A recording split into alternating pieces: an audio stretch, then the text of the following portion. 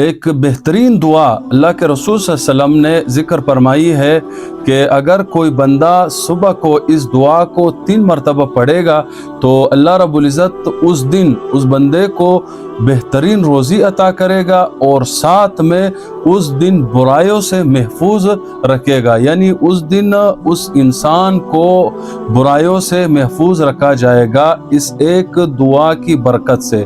چھوٹی سی دعا ہے، 3 مرتبہ پڑھنے کا کہا گیا ہے۔ اگر کوئی بندہ 3 مرتبہ اس دعا کو پڑھے گا تو انشاءاللہ اس دن پورے دن برائیوں سے محفوظ رہے گا اور ساتھ میں اس دن روزی میں خیر و برکت اللہ رب العزت عطا کرے گا۔ وہ دعا یہ ہے، ما شاء اللہ لا حول ولا قوت الا باللہ اشہد ان اللہ علی کل شیء قدیر۔